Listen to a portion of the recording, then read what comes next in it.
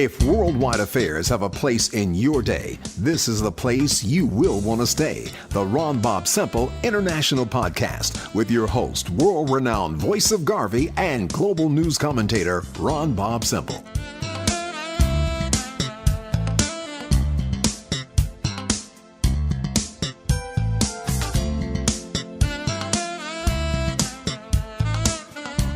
Greetings and welcome to the Ron Bob Semple International Podcast. We will be addressing global issues that impact our day-to-day lives.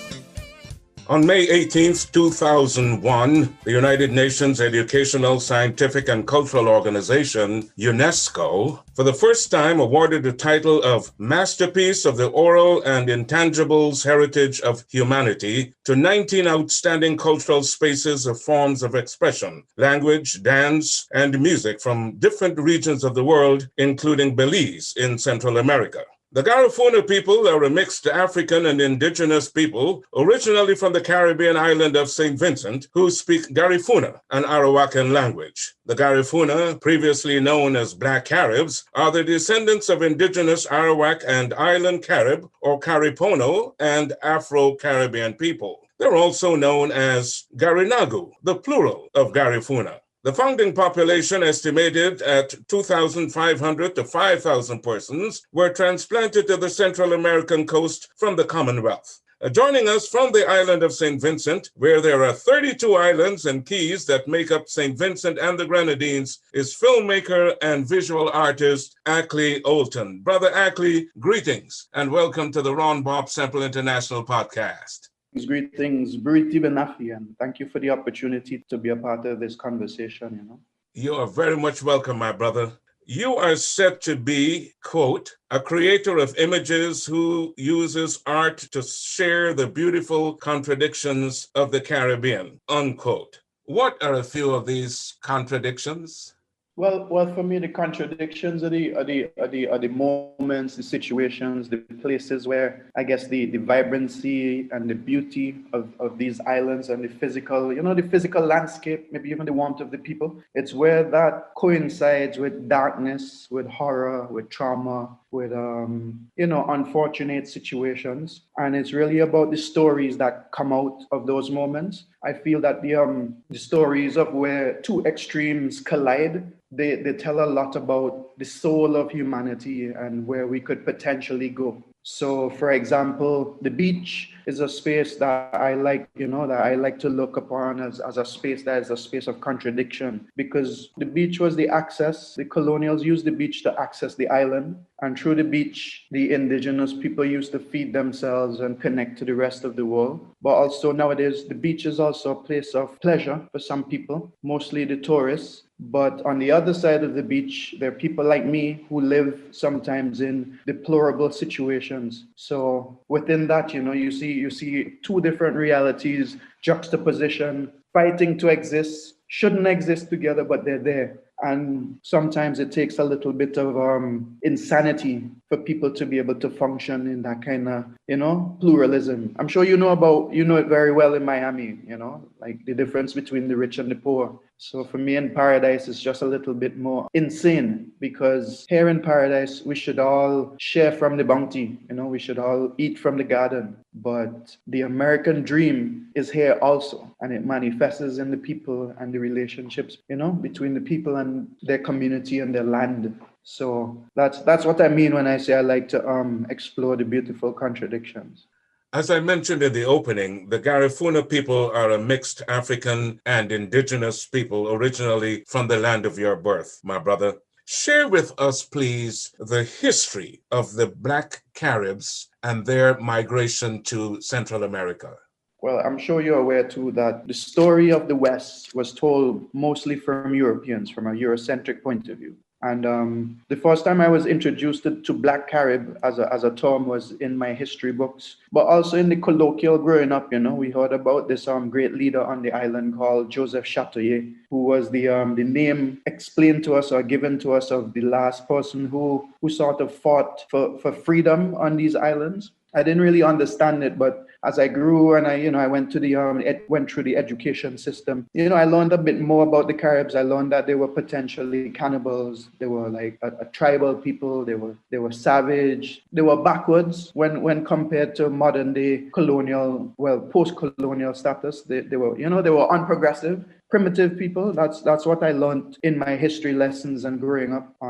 They were fierce. They were violent. As I grew, I feel like my physical features started to come out more, and more people would say to me on a daily basis, "Oh, you look like a Carib, or you look like you're related to this person, or you look like that." And I never knew per se how I was related to them. I know that my father comes from a village that is considered to be, like an epicenter of Garifuna and Kalinago, but I didn't grow up in that village, so I didn't necessarily grow up with traits and customs and stories from my grandparents about what Carib was. I just grew up with the cliché of my society, which was they're backwards, you don't want to be like them, you want to get a good English education and move on. But somewhere in between there, as I grew educated in English and the world, I started to feel less and less about myself. I started to feel like I was less and less in this whole big world, and I just wanted to find me. I mean, when I had the opportunities to go to the north or to go to Europe or whatever, you would face racism and you would face all kind of things when you walk around the streets. But really, as a Caribbean person, I didn't grow up knowing all of that. So somewhere along the line, I decided to dive into what is Garifuna and what is Saint Vincent and what is the meaning of growing up here. And I discovered that there is a secret in the story of the Garifuna, which is the story allows us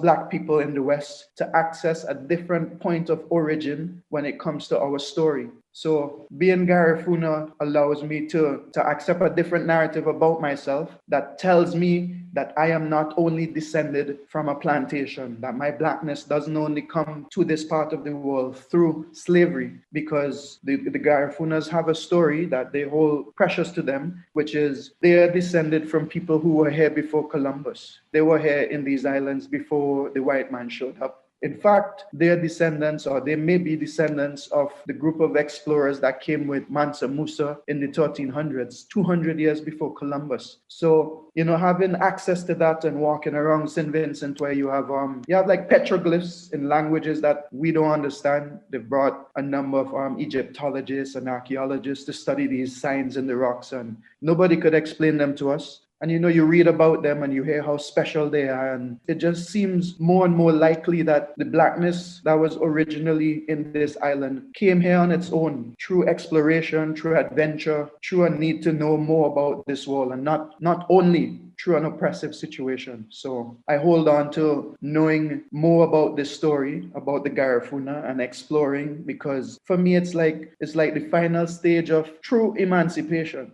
which is to accept a different story than the one that was forced upon you. So that's it in a nutshell. I mean, there is also the world famous story of them fighting and being exiled from Saint Vincent, and the descendants of the Garifuna are the people who live in Belize, Guatemala, Honduras. So there is this story of like a diasporian connection between the people who are here and their descendants, and I guess us who live on the island right now. There's an exploration of Blackness is happening again, but it's aligned with the indigenous people who are here, not the African. After 200 years, the Garifuna people in Saint Vincent do not have legal claim to the land. Why is that so? Well, when Saint Vincent was colonized, the name of the landmass was changed from Euromin, which is the name of the island when the Garifuna were here, and this is the late 1700s, 1796. So it's the beginning of the modern era, pretty much. I think the Cuban Revolution happened 10 years after. So the island was changed. The name of the island was changed. New navigation laws were implemented on the land, and Great Britain began ownership or claimed ownership of the island develop a colony. They give it a name, Saint Vincent and the Grenadines, which is essentially, in the beginning, it was a corporation, it was business. It was like a company set up to manage the assets that was colonized, that was conquered by this empire. And that is pretty much the reason why the people have been denied, I guess, legal claim to the land, because they were put out. They were literally, it's like they were given persona non grata status, Like if I'm a citizen right now and I do something to the state could deny me the rights of a citizen. And that's what happened to these people all those years ago. How long ago did the members of the community know that they did not have claim to the land? So how long have they known they haven't had claim to the land? It's been 22 years. I think this is how long it has been. They were exiled in 1797. This is the year after the British took control of the island, and the descendants of the people who really speak the language, the people who really identify as Garifuna, well, they've been living in Latin America for the past 200 years. Well, a different story developed on the island, which is the story that the world accepts today, which is, the story of this English colony. There's also another, I guess, on-the-ground element of the story, which is some of the people who were here, or some of the people who identify as Garifuna weren't exiled. Not all of them were exiled. And there were actually spaces on the island that was sort of like a stronghold in the bush where people hid. And even though the people on the island who are Garifuna don't speak the language, some of the culture, some of the things that you do in the everyday, like how you prepare food to eat or how you catch fish, these things still exist in Saint Vincent. So right now, there is, for me at least, from my point of view, there is like a re-exploration of what is Garifuna that is very diasporian, What I was basically referring to, my brother, and I think you touched on it very briefly. For instance, in your generation, had they known of this history that the Garifuna people did not have claim to the land there in Saint Vincent? Not only did we not know, right? We also, in a kind of a way, did not care, because what we saw as important were the values of the white man, because that's how we came to develop as a nation on Saint Vincent. And we too discriminated against our own people here. And the things that to us were clearly of the indigenous people, we saw them as backwards. We saw them as unprogressive. And the people on the island have really been on a journey to become more and more transculturalized, to become more and more Eurocentric. So if anything, I would say in the past 10 years, there's been a rebirth or I guess it's like a renaissance in a kind of a way of persons coming from Central America to Saint Vincent to search to know this land that was their foreparents, and also persons from Saint Vincent going there to understand this culture that was on the island before. So there's been this conversation that's been happening more or less for the past 10 years.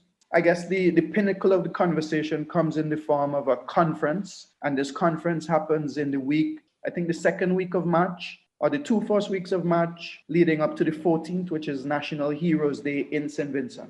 And National Heroes Day is the day when we remember the Garifuna the most, which is the day when we celebrate the life of Joseph Châteauguay, who defended the British to his death. And his death ultimately led to the conquering of the island. So, different persons like myself who had questions, but persons older than me, went on journeys to Central America, and they brought back home the word Garifuna, they brought home the recipes, they brought home the music, and they started to distribute it, to share it with the Vincentians. And little by little, like we're beginning to adopt it as our own, but on the ground, nobody, like you listen to the music and you'll dance the punta, but you don't know what it means in your spirit because you still have to learn that. Have members of the Garifuna community there retained their native language and passed it on to the younger generation? No, that didn't happen.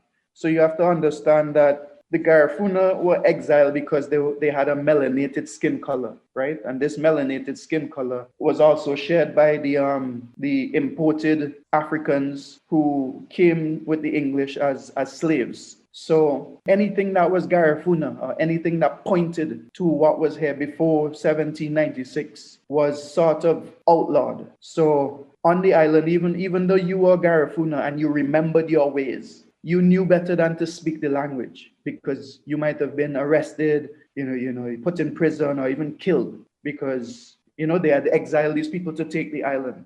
So what happened over the years is a sort of forgetting and an omission because of fear, right? People like me who have a connection to Garifuna wasn't able to learn it. You had to read it in books, or you had to look at films, or you had to go on a journey to Central America in order to hear the language, in order to understand it. I mean, right now we have the internet, which makes things very, very convenient, and you have the ability of learning it if you really apply yourself. But to hear another person speak the language to your ear, that didn't happen in Saint Vincent until 10 to 15 years ago. Wow.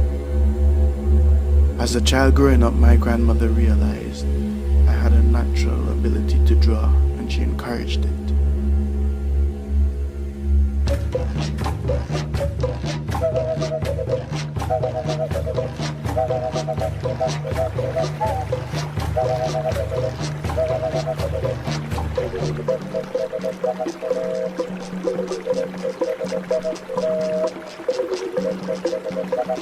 Studying art, I came to understand the importance of the image.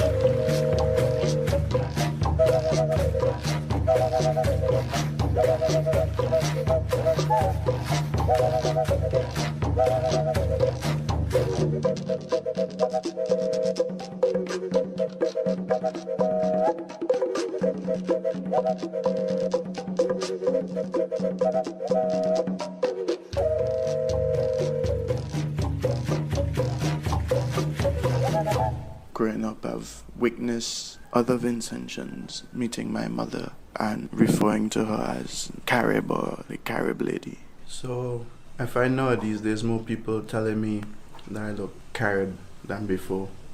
Mm-hmm. And how we was talking about it yesterday now. Yeah. So I wanted to find out if you think you're Carib. No. They always take me for a Carib. Majority of them look and shape like me. Resemblance. When I met my father, I was already grown. Never really knew his family, but I remember knowing or hearing and visiting them in Greg's. So we're right now at what is called Old Road. Old Road is that trail that was used by our forefathers to get the produce to market. This bridge represents a reconciliation that we had with Saint Vincent after years of being cut off, after years of defending our territory.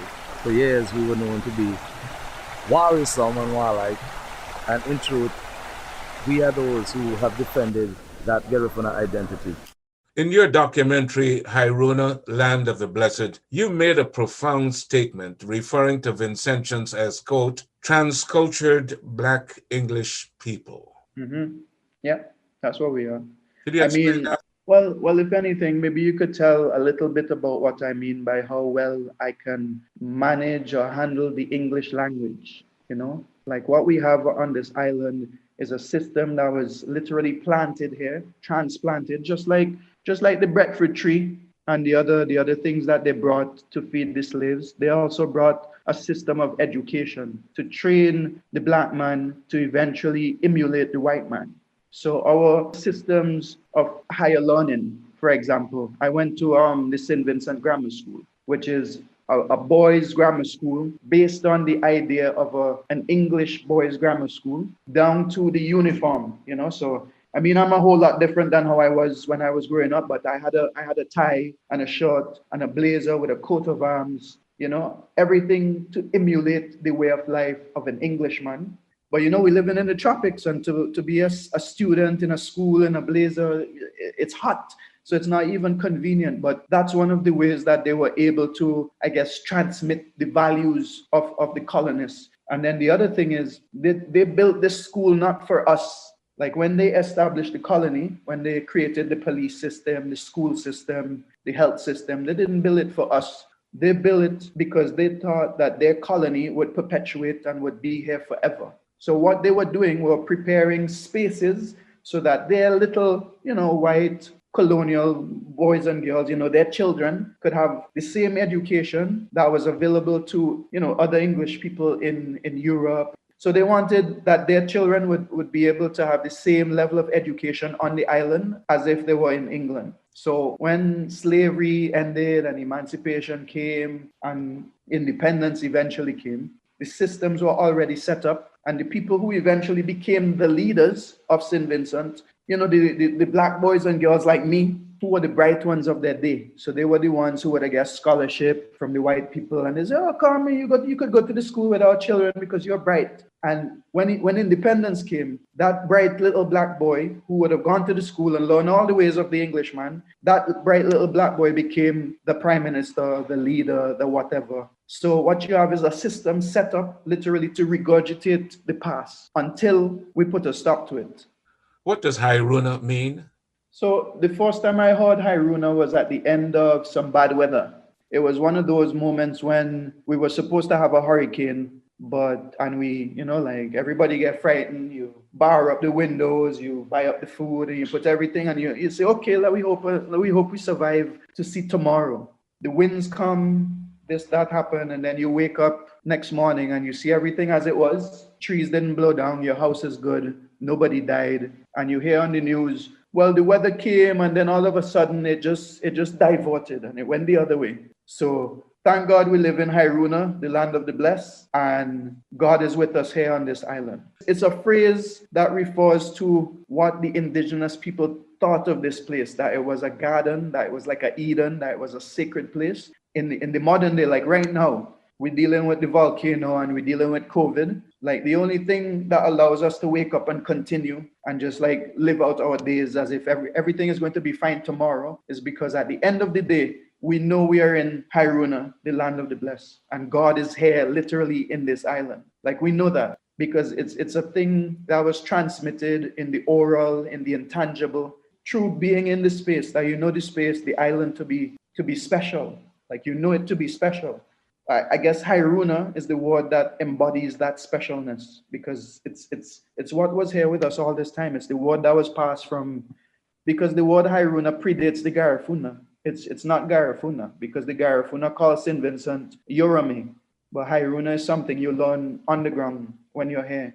What challenges were you faced with making this documentary?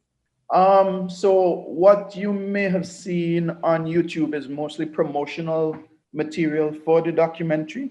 I guess the biggest one is, cinema and movie making is very new to the island. So not a lot of local people have pursued it. So in terms of raising, awareness and capital and interest in the project, it's been a bit of a challenge because the cultural industries here are not as advanced as other places, where people make projects like these. So getting maybe the state and the different organizations that may be interested to come on board and maybe even make like financial contributions has been very, very difficult. However, I put my resources into it, and other people who have seen the value of the thing contributed to it, and we've managed to produce what we have so far. But I still have, I think I'm 33% of the way to completion. I still have lots of interviews to do on the ground in Saint Vincent and shoot and footage. But the film tells the story of the two spaces where this memory exists. It tells the story on the ground in Saint Vincent, but it also travels to Latin America to bring home aspects of what is there,